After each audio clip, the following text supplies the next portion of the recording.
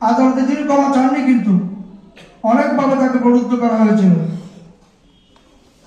আদালত তার উল্টা রায় দিয়ে তাকে ঘায়েল করতে চেয়েছিল। মাহমুদুর রহমানকে তা ঘোষ করেনি। আজকে জুলাই আগস্টের যে বিপ্লবের ইতিহাস, তার পিছনে কিন্তু মাহমুদুর রহমান একজন ভ্যানগার্ড, আপনারা হয়তো অনেকে জানেন। আমার দেশের উপর আমাদের সম্মানিত সেক্রেটারি বলছিলেন, মিডিয়ার উপর যে আক্রমণ, সে আক্রমণের 60-70% তার উপর। আমি ছোট্ট একটা উদাহরণ দিই। স্পেনে বুল ফাইট হয়, আপনারা অনেকে দেখছেন।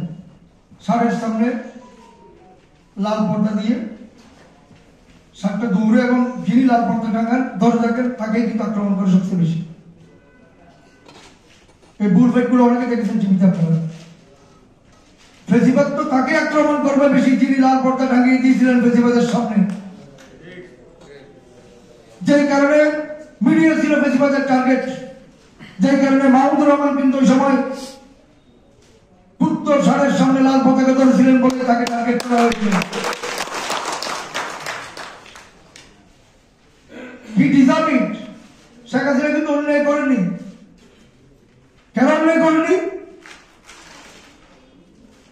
তিনি জানতেন তোমাকে রুদিবে সে, গোকুলে বাড়িতে সে। মাহমুদুর রহমানের বিরুদ্ধে তিনি মাহমুদুর রহমানকে কেন্দ্র করে দিয়ে আশঙ্কা করেছিলেন, যার কারণে তাকে টার্গেট করা হয়েছিল। আমি হলে তাও টার্গেট করতাম কাকে?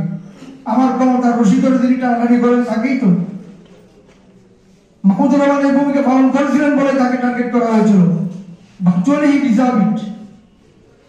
এবং এই কারণে পুরো নেশন তার স্যাক্রিফাইসকে ইয়া করে, অ্যাডমিশন করে, কনফেস করে, স্বীকার করে, রিকগনাইজ করে।